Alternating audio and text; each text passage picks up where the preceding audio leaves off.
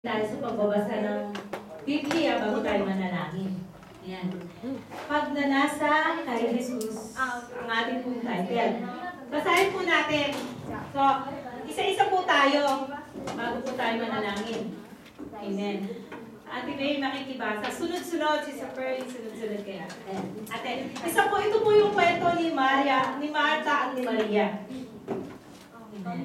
Ate, Lucas 10:38. Sa pagyaon nga nila sa kanilang lakad, ay pumasok siya sa isang nayon, at isang babaeng nangangalang Marta ay tinanggap siya sa kanyang bahay. Kuya Ken, pakibasa pangalawa. Ayan, Kuya. At siya'y may isang kapatid na tinatawag na Maria, na naupo rin naman sa mga paanan ng Panginoon at pinakikinggan ang kanyang salita. Sumunod si Saper. Lucas 10:40. Okay? Lucas 10:40. Ngunit si Marta ay naliligalig sa maraming paglilingkod at siya ay lumapit sa kanya. At sinabi, Panginoon, wala bagang anuman sa iyo? Napabayaan ako ng aking kapatid na babae at maglingkod na mag-isa? Iutos mo nga sa kanya na ako'y tulungan niya? Sister Sarah. Datapwat sumagot ang Panginoon at sinabi sa kanya, Marta, Marta, naliligalig ka at nababagabag tungkol sa maraming bagay. Ate Christy, pwede po pakibasa. Datapwat isang bagay ang kinakailangan, sapagkat pinili ni Maria ang magaling na bahagi na hindi aalisin sa kanya. Hallelujah. Yes, Lord. Tayo po ay tumayo at tayo manalangin. Amen. Amen. Hallelujah. Yes, Lord. Salamat po sa hapon na ito. Panginoon, amang banal sa pangalan ni Jesus at sa banal na Espiritu.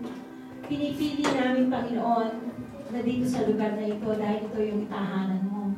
Sabi mo nga sa iyong salita, Panginoon, na hindi lamang nabubuhay ang tao sa tinapay, ngunit sa bawat salita na lumalabas sa iyong mga labi, Panginoon.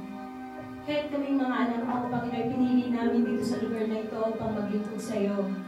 Nagagalak kami, Panginoon, dahil kung saan itong tahanan mo, sa iyong tahanan na andun ang kalakasan. Sa iyong tahanan na andun ang lahat ng bagay. Panginoon, dinidesire, ninanasa ng aming puso na dito kami, Panginoon. Salamat, Panginoon, sa inyo, sa inyong presensya, na hindi mo tinitingnan ang aming dami, bagkus tinitingnan mo lamang ang aming puso, Panginoon. Lahat kami po ay nagdi-desire na nasa na naandito kami sa iyong tahanan, Panginoon. Lord, gamitin mo lamang kami. Masarap sa iyong tahanan, Panginoon. Dahil kasama namin, kapiling namin ay ang aming Diyos. Pinupuri namin ang pangalan mo. Niluluwalhati namin ang pangalan mo banal at dakila. Kung saan, Panginoon, ang kwentong ito na aming pag-aaralan ngayon, samahan mo kami banal na Espiritu at lagyan mo kami, Panginoon, nang langisan mo ang aming mga isipan at puso. Panginoon, at lagyan mo ng kagalakan sa paglilingkod sa iyo. Hallelujah. Oh, hallelujah. Purihin ka, aming Ama. Salamat sa banal na Espiritu na kanina pa naandito, na binibigyan kami ng kagalakan sa paglilingkod. Kakauntiman kami, subalit kami po'y nagagalak sa iyong paanan, Panginoon, upang pag-aralan ang iyong salita. Tulad ni Maria, na Lord, hindi mo aalisin, Panginoon, sa amin ito, sa iyong mga anak, dahil andito na kami, Panginoon. Nagnanasa ang aming mga puso sa iyo, O Diyos. Kausapin mo kami, Panginoon. Salamat sa araw na ito, na patuloy yung katapatan mo ang aming nararamdaman, ang kabutihan mo, ang pag-ibig mo sa bawat isa sa amin.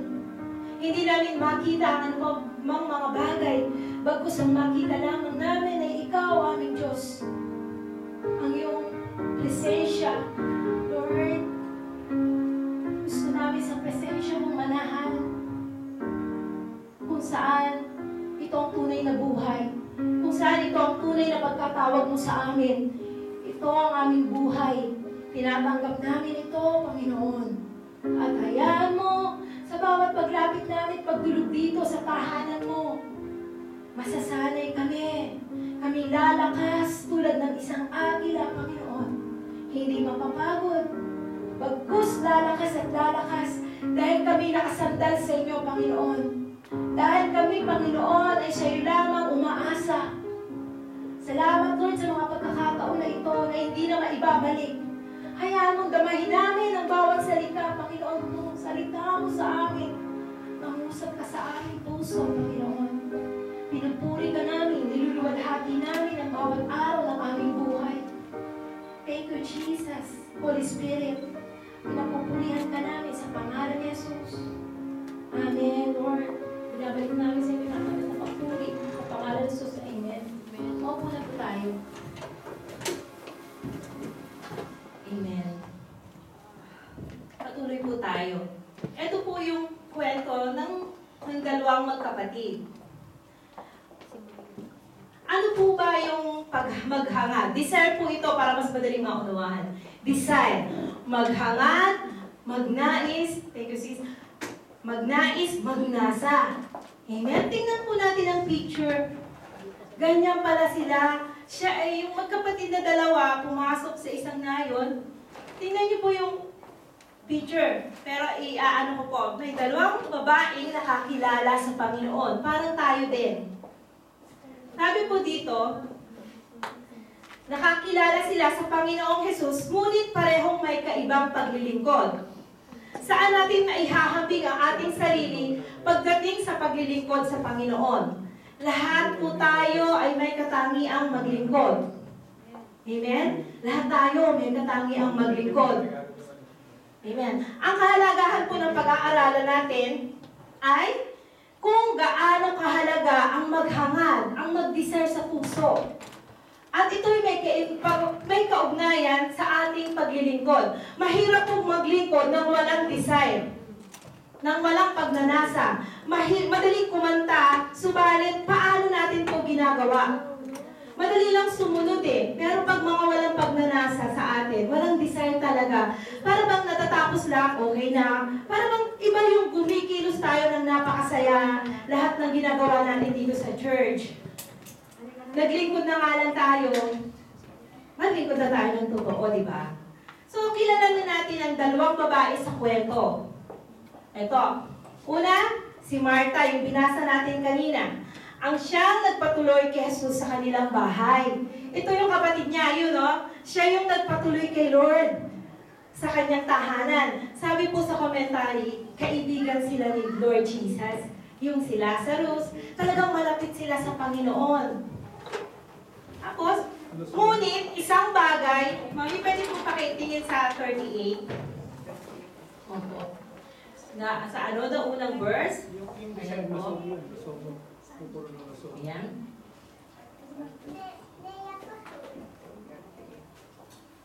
Ayan, naglalakad sila, pumasok sa isang nayon. Si Marta po ang nagpatuloy, tinanggap siya sa kanyang bahay.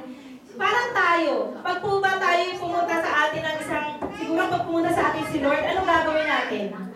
Iisip pa lang natin, mamimili na ako. Para pagdating ni Lord, may papakain ako, di ba?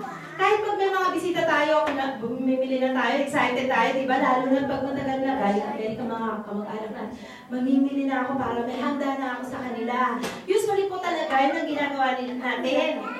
So, ngunit isang bagay ang mapapansin sa kanya, kay Marta, siya ay naaabala sa maraming paglilingkod. Siya ay tipo ng mananampalataya na laging busy si Marta. Dalawa kasi silang magkapatid na babae.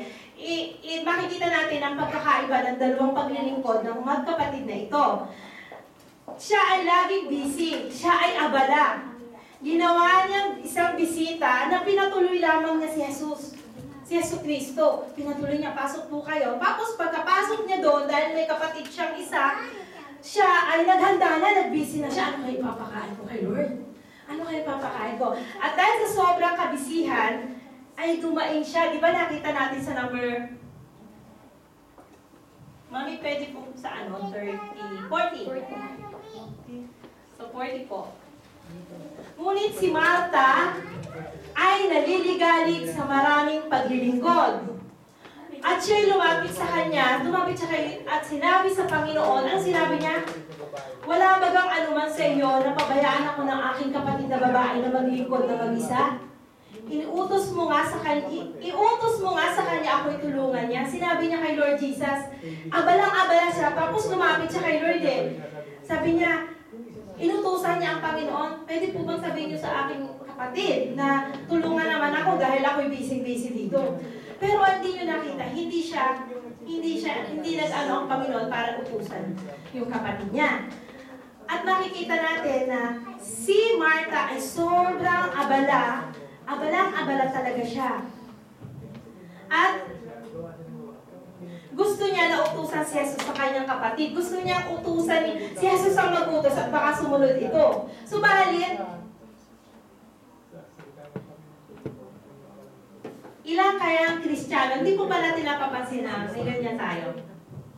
Ilang kayang Kristiyano ang gumagawa pagkatapos ay reklamo lang ng reklamo dahil sa kanilang kaabalahan ay nagiging kabigatan sa paglilingkod. Amen? Sa Panginoon, sa halip na kagalakan. Diba? Naglilingkod ba siya tayo ng may galak sa ating puso? Ganun eh. Ganun talaga sa ministry. Na minsan, makikita natin, kaya po sinabi dito, kung wala tayong desire, kung wala tayong pagnanasa sa Panginoon, minsan kasi doon nakapokus ang ating mga mata, ating puso.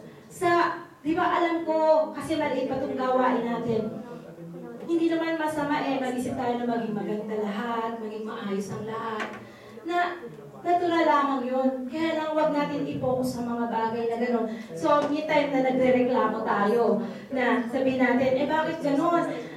Huwag tayong magreklamo. Parang ginagawa din ni Marta. Nagre-reklamo siya eh. Ligalig, pagod na pagod siya, gawa lang kasi ng gawa. Pero, tingnan po natin si Maria.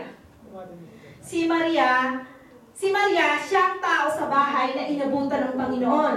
Kasi ang nagpatuloy si Marta, si Maria, siya naman ang inabutan ng Panginoon. At anong ginawa ni Maria? Naupo at nakinig sa paanan ng Panginoong Jesus habang ang Diyos ay nagsasalita, si Jesucristo. Siya ay nag-iisang tagapakinig ng Panginoon. Busy-busy si Marta, luto ng luto. Sabi dito, nag-isa lang siyang tagapakinig ng Panginoon ng dalawin ng magkapatid na ito. Ayan. May sasabihin si Lord? Ayan, mamaya po yan. Ngunit, kaysa sa mga, nag-iisang tagapakinig ng Panginoon ng dalawin ng magkapatid na ito, siya ang binigyan ng papuri ni Jesus.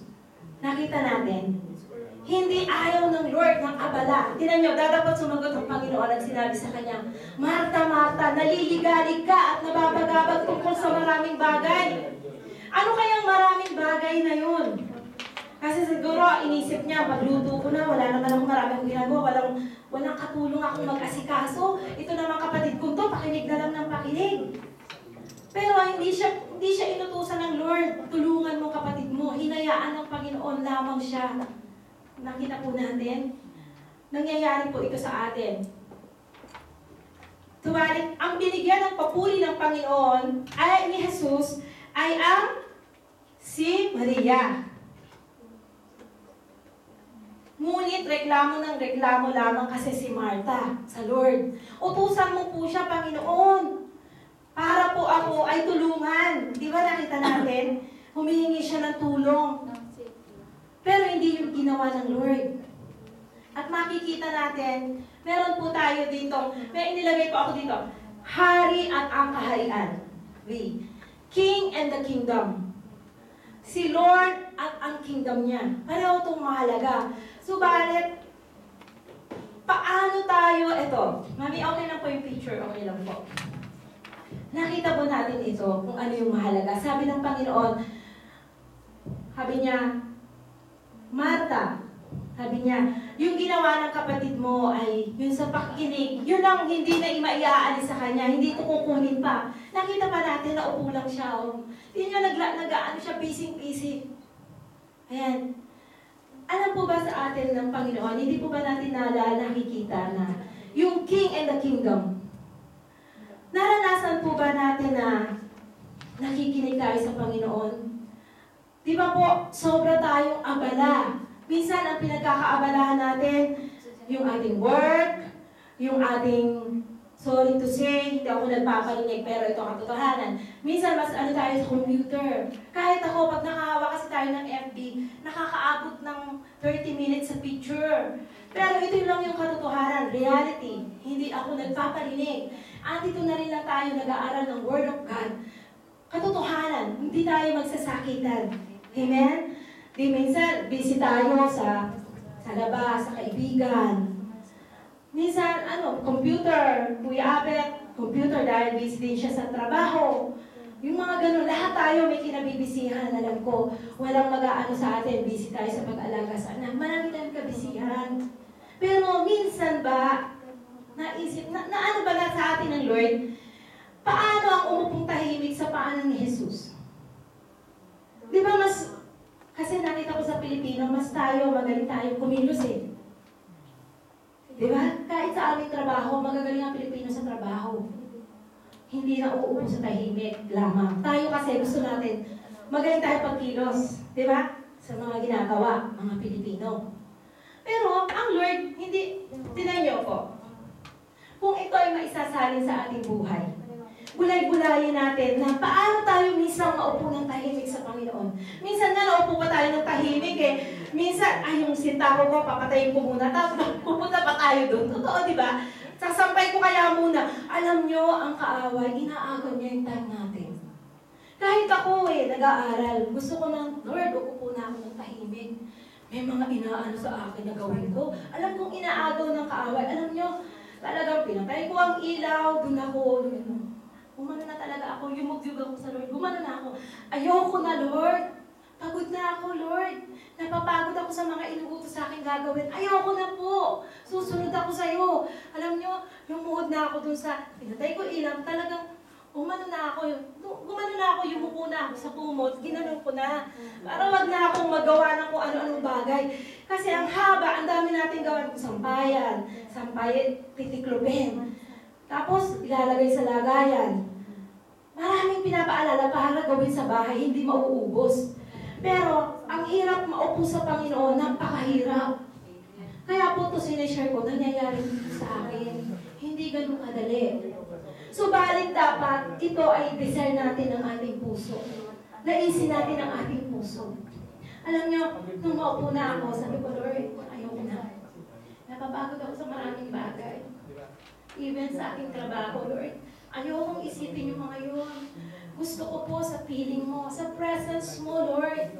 At kumuha ko ng isang kanta. Kumanta mo na ako sa Kanya. Sabi ko sa Kanya, I will come and bow down at your feet, Lord Jesus. In your presence, there is fullness of joy. Ayan po. There is nothing, there is no one to compare with you. I take pleasure in worshiping you, Lord. Kumanta lang ako ng kumanta sa Kanya. Kumanta lang ako ng kumanta. Sabi ko, alam nyo, naramdaman ko yung presence niya. Lord, gusto ko sa presence mo. I'd rather be a doorkeeper in your house.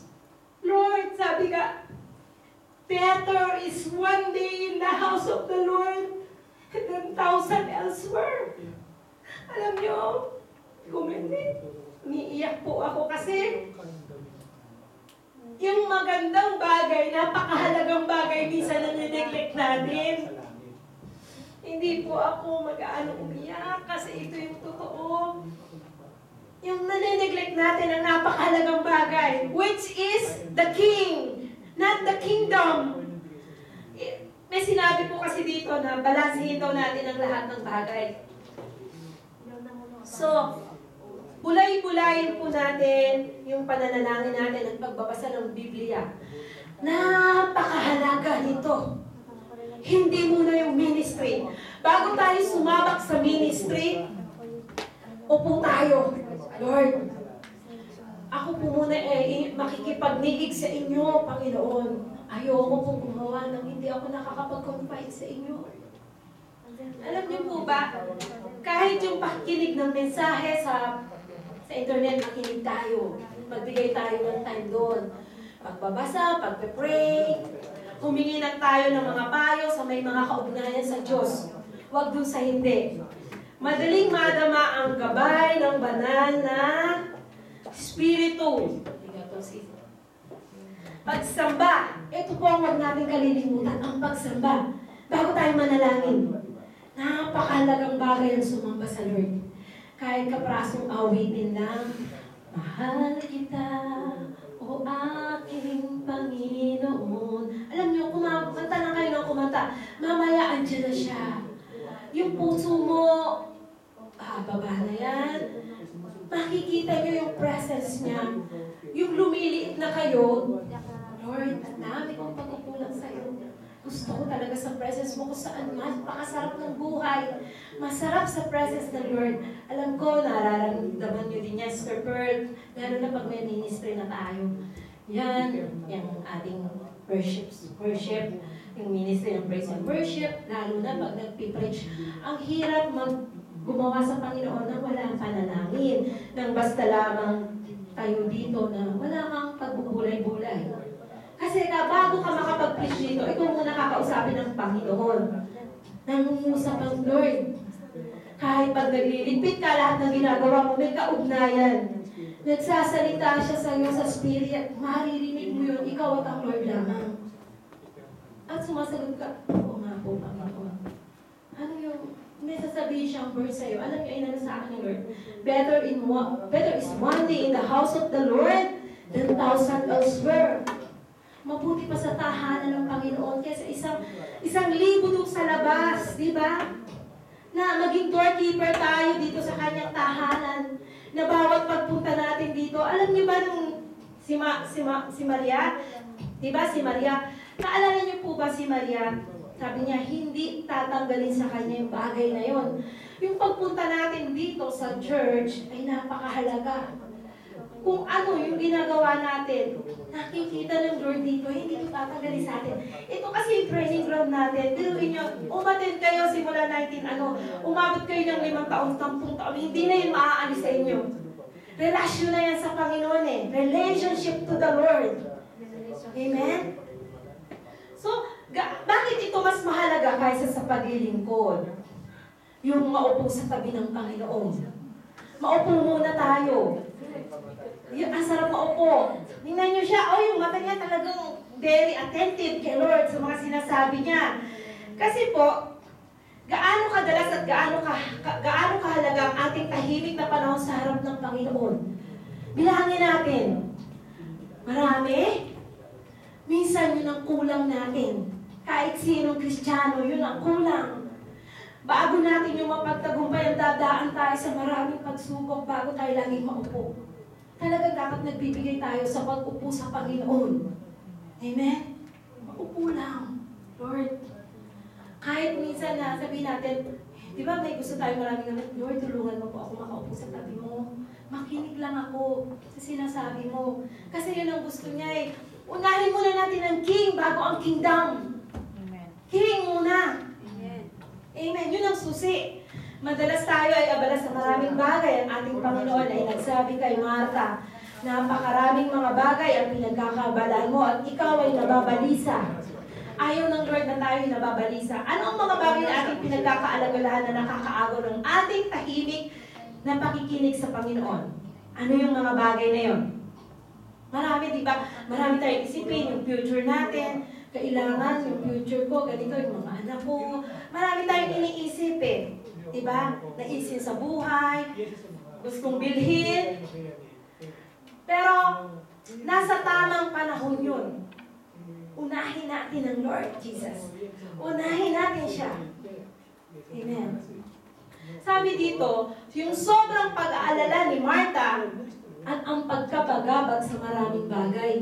Tingnan nyo, sinabihan na siya ni Lord, Martha, sobrang kang abala. Sobrang kang nababagabag sa lahat ng bagay. Siya ang uri ng tao na iniisip ang lahat, pati ang hindi dapat isipin. Lahat iniisip niya, hindi naman dapat. Pwedeng maubos ang lakas at maging iritado tayo sa buhay. Hindi natin napansin. Pag tayo pagod na, maiirita tayo sa ating buhay eh. Parang nakakapagod. Iba yung, kasi pag tayo, kingdom ng kingdom, nang walang gasolina ng panalangin at pagsamba sa Panginoon, hindi tayo masayang makapaglingkod sa Lord. Pwede tayo magreklamo. Nakakapagod na itong ministry na ito, napakalayo. Ano ba naman to? May talagang mangyayari yan. Dadaan tayo sa pagsubok na yan. Kaya kung uunahin, alam niyo kung sino nag-share sa akin ito? Pastor Freddy Canaseri. Yung nasa ano na. Oo, nagpatotoo siya dito. Sabi niya, kingdom and king. Sabi niya, inuna daw niya yung kingdom. Kasi dumadayo siya sa Nigate. Hindi niya inuna ng king. Napagod na siya. Nag-backslide kaya siya. Diba? Pero sabi niya, nung bumalik siya sa Panginoon, nag-share siya. Unahin natin ang king bago ang kingdom. Kasi, pag yung king ang inuuna natin, kaya natin pumunta kahit saan, nakapaglingkod kahit saan. Pag tayo, inuuna natin ang king. Kasi pag tayo, naku, busy na tayo within a week. Punta dito, punta doon, pero wala yung king. Tulog na ako, pagod na ako. Mauubos ang ating lakas. Amen? Meron ditong payo ang Panginoon para kay Marta. Sabi niya dito, si Maria muna. Pinili ni isang bagay ang kailangan. Ang ginawa ni Maria ang makinig ng salita ng Diyos. Ang bagay na pinili ni Maria ang pinakamabuti at hindi na kukunin sa kanya. Itong ginagawa natin pagpunta dito, ito yung bagay na hindi na walang makakakuha nito. Relasyon to eh. Hindi ito relihiyon. Tingnan nyo, nung nag-share si Mami ng John 3:16, tamang-tama. Hindi tayo nagpunta kasi nakakapagod pag-religion. Amen. Achi-kuchi tayo, relihiyon, di ba? Pero yung relasyon mo sa Panginoon, relasyon natin sa Panginoon, yun yung magtatagal eh. Hanggang sa pag pumunta, nasa langit na tayo, may relasyon tayo. Ito kasi paglilingkod natin, matatapos to eh, Amen. sa lupa. Pag ang relasyon natin sa Lord, hindi yan matatapos. Yes. Sa buhay ng bawat Kristiyano, dapat na maging balanse ang panahon na ginugugol natin sa panalangin at pagsamba. Kapag tayo ay hindi nananalangin at sumasamba, nagiging walang buhay at kapangyarihan ang ating mga ginagawa. Amen. Kapag tayo hindi nakakapanalangin, walang kapangyarihan yung ating paglilingkod sa Panginoon. Sabi nga, ang gasolina ng preaching ay ang panalangin. Mag-aral man tayo ng isang linggo sa preaching kung wala namang panalangin. Baliwala. Yung bang aral lang ng aral from the head. Pero yung nananalangin tayo, Lord, tulungan mo naman ako anong gagawin ko. Samahan mo naman ako, Panginoon. Tulungan mo ako dito. Ihayag ang iyong salita, Panginoon. Di ba po? So sabi doon, kaya sinabing dapat na kapag tayo hindi nanalangin at sumamba, huwag mawawala ng kapangyarihan. Sa kabilang dako naman, kung wala tayong ginagawang paglilingkod, nagiging patay ang ating pananampalataya. Di ba? Kailangan talaga naglilingkod. Kasi pag walang paglilingkod, patay ang pananampalataya. Hindi pwedeng basta manampalataya nang walang gawa. Sabi po yun sa Santiago 2:17. Sabi doon, patay ang pananampalatayang walang lakip na gawa. Ano yun? Santiago 2:17. Gawin natin ang lahat ng bagay alang-alang sa pag-ibig kay Kristo at tiyak na siya'y malulugod. Yung pag-ibig ang ating motibo. Pag-ibig lagi ang ating motibo. Ang tinitingnan kasi ng Panginoon, yung saloobin eh. Sabi dito, hindi mahalaga yung ginagawa. Ang mahalaga sa Panginoon, yung gumagawa. Yung tao na gumagawa, na yung saloobin ng tao na yun, anong saloobin nun? Anong nasa laman ng puso nung kung siya'y gumagawa? Siya ba ay umaangal? Siya ba ay napapagod? Parang si Marta. Ang gusto ng Panginoon, Na, sabi ni Mami lagi, sumunod muna kayo bago kayo magreklamo. So, sumunod muna tayo. Kasi sabi nga, huwag tayong sasabi na, hindi ko kaya. Sabi lagi ni Mami, gawin mo muna bago mo ito sabihin hindi mo kaya. Kasi si Lord naman ang magtutulong sa'yo at andyan ang Mami magtuturo yan para magawa natin. I-try natin. Amen. Alam nyo, di ba nakita nyo si Ate Beth, Pastora Beth, salamat daw sa mga nagtulak sa kanya dahil ngayon pastora na siya.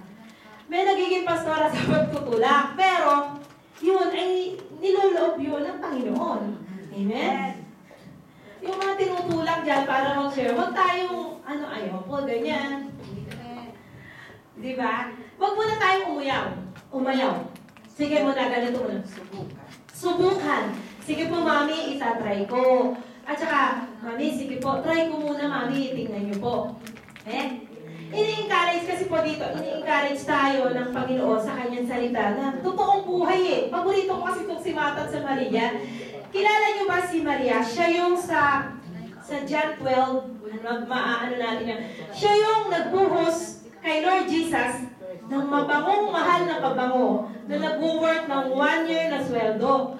Siya yung, nakita natin, siya yung nagmamahal sa Panginoon. Alabaster jar. Siya yung para ibigay sa Lord. Yun natin na, yung sa paglilingkod natin para hindi tayo mapagod.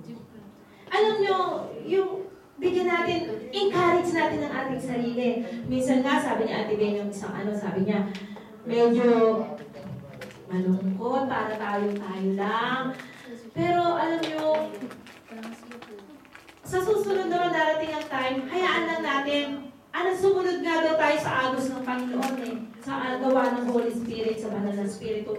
Kasi pag tayo ay nangunguna pa sa Lord, may mga plano ang Lord. Sabi nga niya, walk in the Spirit. Walk in the Spirit. Mag-walk lang tayo sa Spirit. Walk in the Spirit. Diba? May sabi niya yun, diba? Walk in the Spirit. Kasi sabi niya, pag nag-walk sa Spirit, hindi nagmamadali. Diba? Hindi natin unahan si Lord. Walk in the Spirit. Amen? Yes, Lord. Ayan. Naglalakad lang tayo na hindi tayo mag-alala. Alisin natin ang pag-aalala ng Lord yun eh. Amen? God will provide. Eto na tayo ngayon eh. Siguro sa taon ng marami kong taon din sa Panginoon. Ito yung nakalmante ako. Dumating kami si Kuya Abel sa maraming bagay na sunod-sunod. October, bahay, kikirikay.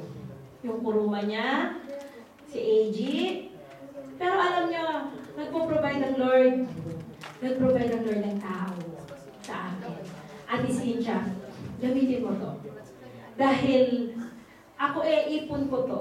Sige, gamitin mo ito dahil doon sa aming kirikay ng bahay. Gamitin mo lang to. Sabi niya, gamitin mo lang to. Kasi, okay lang, sa December mo bayaran. Alam mo sabi niya, talaga? Oo. Kasi ako po ay actually, hindi ako yung natutunan ko dito kay Pastor Dario. Gusto kinukuha ko sa mga pastor ko. Ayoko ng mga utang eh. Utang. Natakot ako dyan. Kasi nung wala pa ako sa Lord, nangungutang ako. Papachinko ako. Hunto yun? Wala pa ako sa Lord no na take note. Ano pa yun? Oo. Pachinko ako pero andito ang nanay ko. Pero nanay ko naawa sa akin. Tinulungan niya ako magbayad sa utang ko. Kasi sabi niya, anak, yung sinusweldo mo. Pinupunta mo lang dyan. Sabi ko, nanay eh. Nagtanda po ako, ayoko mangutang. At pag sineshare yung utang. At ayoko lagi yung dumadaing. Kasi may Lord ako eh. Yung sabihin ko, kahit na shampoo, wala na ako. Hindi ako dadaing. Kasi wala na. Pero na lang pag-close mo, Mami, sabi nga ni Mami, hindi ka kasi nagsasabi. Actually, ayoko kasi yung dumadaing. Kasi na kay Lord ako eh. Hanggang maaari, kay Lord ako dumadaing. Alam niyo po ba, pag dumaing ako sa Lord, surprising si Lord eh. May time na, i-imagine ko, Lord, ito po yung gusto kong bag. Kaya lang, alam ko naman po, Lord, hindi naman ito mahalaga eh. Okay lang po, pero ito po yung gusto ko. Sinasabi ko pati kulay. Alam niyo, may magre-regalo sa akin. Lord, sinurprise mo ako. Tapos naman, mamimili ako ng jacket. Ang tagal-tagal bago ko mamili, Lord, alam niyo po, hindi ko makita yung jacket na gusto ko. Yun po yung gusto ko. Pumunta po ako sa second hand, wala naman talaga, kahit saan ako pumunta. Wala na, nag-akirabit ako. Kasi mahal yung mga jacket, D9 for net. Bigla na naman pumunta ako sa second hand, pagtingin ko, copy pray ko, alam niyo, Uniqlo, isang jacket, yun na yun! Minsan sabi ko, Lord, sinusurprise mo ako. Wala naman doon, tapos biglang magkakaroon. Nakikita ko yung mga amazing na ginagawa ng Panginoon. Napakabuti kasi ng Panginoon eh. Sabi niya lang doon, hindi ko aanuhin ang mga naglilingkod sa akin ng tumalakad ng maayos sa akin eh. May sinabi siyang word doon, hindi ko pababayaan, parang hindi niya hahayaan yung mga naglilingkod sa Kanya na lumalakad sa Kanya. Hindi niya pagkakaitan. Yun, yung word na yun. Tinandaan ko yung kagabi, pagkakaitan. Ibig sabihin, hindi niya ito, ano yung pagkakaitan? Naiintindihan ko, hindi ko ma-explain. Hindi niya ito hahayaan, hindi kanya, bibigyan ka talaga niya. Hindi niya pagkakaitan. Yung mga naglilingkod sa Kanya, lumalakad sa Kanya. Kaya, makikita natin si Lord, faithful siya. Kaya sabi ko, on time ang Lord. Alam niya pag ang pangangailangan mo ngayon, ganito. So, mag-pray ka lang sa Kanya. Huwag ka magmadali. Lord, sabihin mo yung date. Lord, ito na po, kailangan ko ng bills. Alam niya, magpo-provide ng Lord. Amen. Sa bawat paglakad natin, maaano na natin ng Lord, masusubok natin siya. So, sabi ko dito, lumalago ba ang aking buhay spiritual? Paano ko pinapahayag ang pag-ibig ko sa Panginoon? Amen? Lumalago ba ang aking buhay? Talaga bang ako'y naghahangad kay Kristo? Ang mahalagay, hindi kung ano ang ginagawa, kundi kung bakit natin ginagawa iyon. Diba? Napakaraming gawain, pero tinitingnan ni Lord, paano natin ito ginagawa? Ano yung salubin ng ating puso? Saloobin, yung desire ng ating puso, yung pagnanasa natin. Kung ito i-aalay natin sa Panginoon, ay wag tayong mag-murmur, wag tayong magreklamo. Gawin natin ito sa Panginoon ng may kagalakan. Sabi sa Psalms 102, sabi niya, serve the Lord with gladness and give praise to the Lord. Sabi dito, kung bakit natin ginagawa iyon, pinapapurihan natin ang Panginoon. Ang mahalaga hindi kung ano ang ginagawa, kundi kung bakit natin ginagawa iyon. Pinapurihan si Maria. Bakit napapurihan si Maria? Hindi naman dahil naupo siya dun sa nakaupo lang siya sa tabi, di ba? Hindi yun eh. Pinapurihan siya ng Panginoon. Hindi dahil sa kanyang pag-upo, kundi dahil sa kanyang pag-ibig kay Jesus. Nakita natin yung pag-ibig niya kay Jesus. Di ba? Inuna niya muna ang Panginoong Jesus. Di ba? Nag-alay siya ng pabango na mahal. Alam niya, kilala niya yung si Jesus Cristo. Once na nakikipag-diig tayo sa Panginoon, mas makikilala natin ang Lord. Mas marami. Sabi nga din ni Pastor sa atin, di ba? Bago kayo, sabi ko, Pastor, pasensya na po kami, kayo iilan lang kami. Sabi niya, anak, hindi na halaga ang dami nyo. Ang mahalaga, anak, yung kung gaano nyo kamahal si Yeso Cristo. Hindi ang dami ng taong na andito. Sabi din ni Mami, di ba? Yung quality ng nagmamahal kay Lord. Hindi quality ng napakadami nga. 1 linggo lang, hindi naman bumabalik. Ayaw na bumalik. Tayo yung pinili, tinawag dito. Ilan man tayo, dadami tayo, magkakaanak tayo. Hindi pwedeng hindi. Ilan taon? 1 year? Hintayin natin. Kasi nagsimula din ang Warabi, kaunti. Nagsimula din kami dun sa Misharay, kaunti. Pero dumadami yan. Ang Lord naman kasi ang nagpaparami. So ang paramihin natin yung pagmamahal natin kay Kristo. Mag-start tayo, mag-renew tayo ng ating puso, ng isip. Mag-start tayo, mas marami tayong magbigay kay Lord ng pag-upo, ng pagsamba. Lord, pagod na ako, kagagawa. Upo muna ako sa iyo, Panginoon. Sabi doon, di ba, ano ang hindi aalisin kay Maria? Yung pakikinig niya. Itong mga pakikinig natin ito ay magbubunga. Dapat isang bagay ang kinakailangan. Sapagkat pinili ni Maria ang magaling na bahagi. Ano magaling na bahagi? Di ba? Nakinig lang siya, naupo. Di ba? Na hindi aalisin sa kanya dahil mahal niya. Bakit siya naupo? Mahal niya ang Lord eh. Mami, pwede po pakiano yung picture na dalawa. Yan po. Maikli lang po siya, pero meron siyang laman. Ayan. Ayan. Ayan o, diba? Paupo talaga siya o. Busy-busy. Ang sarap maupo sa Lord, no? Yung nagkukwento siya, nagsasabi siya. Hallelujah. Salamat po, Lord. Pwede pong awitin natin yun, I will come and bow down. Amen? Napakasarap sa presence ni Lord. Sige, minsan pag nag-iisa lang tayo sa bahay, gawin natin. Alam niyo, nung ako minsan nag-iisa sa bahay, kaya minsan gusto ko nag-iisa sa bahay. Wala akong gano'n, upo lang ako ganyan. Lulot ako, gaganyan ako. Pina-welcome ko si Lord. Lord, sige po, gusto kitang madama. Hallelujah. Hallelujah. Gaganyan lang ako na ganyan. Kakanta lang ako ng kakanta. Kanta lang tayo ng kanta hanggang mamaya. Ayan na, upo ka na dyan, Lord. Marami ka na sabihin sa kanya. Ito po ako. Gusto ko po sa presence mo. Hindi ito magbibili ng kahit anong bagay dahil napakasarap sa presence mo. Yes, Lord, tayo. Tayo po'y umawit sa Panginoon. Kahit a cappella. Subalit, ito po yung tunay na nilalaman ng ating mga puso. Amen? Sige po, awitin natin. A cappella po tayo. I will come and bow down at your feet, Lord Jesus. In your presence, there is fullness of joy. There is nothing, there is no one to compare with you. I take pleasure in worshiping you, Lord. I will come and bow down at your feet, Lord Jesus. In your presence, there is fullness of joy.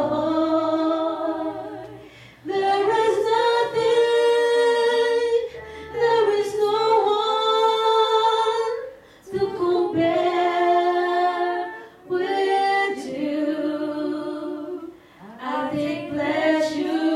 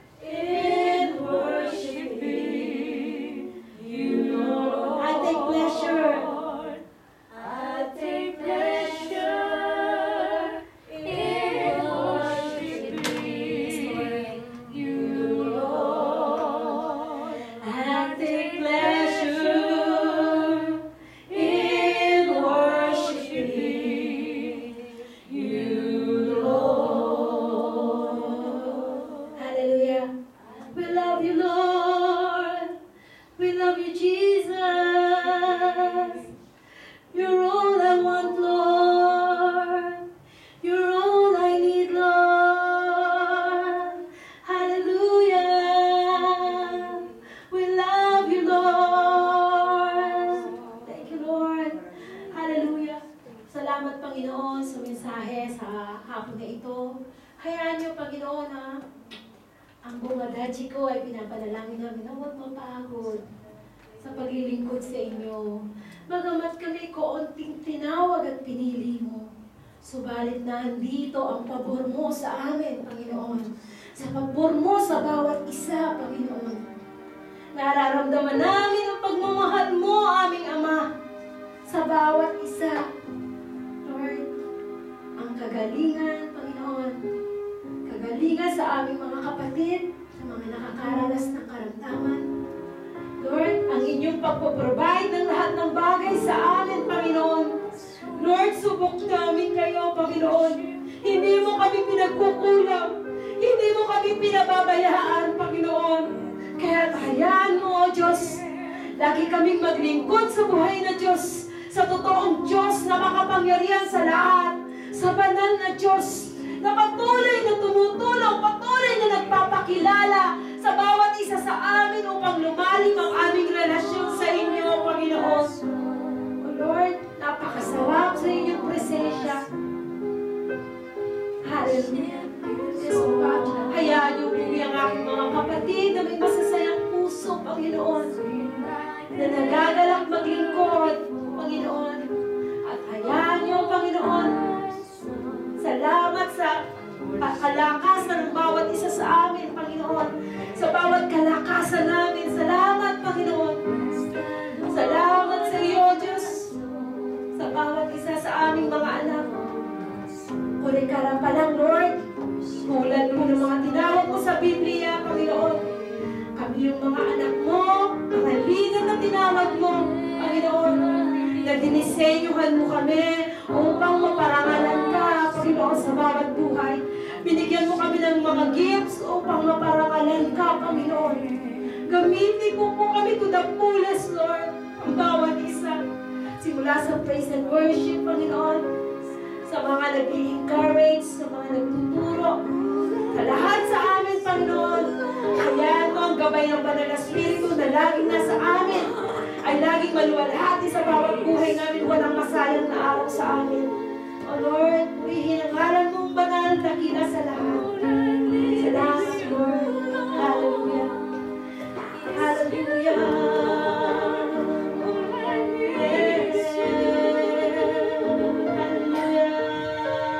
Ibinabalik namin sa iyo, Diyos, ang pinakamataas na papuri, pinakamataas na pagsamba ng iyong mga anak dito sa adachi ko, Panginoon.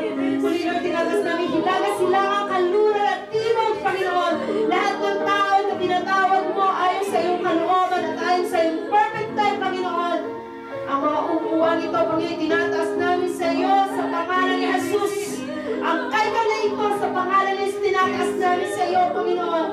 Ang tahanan na ginamit mo, Panginoon, tuloy i-bless mo ang bawat isa, O Diyos.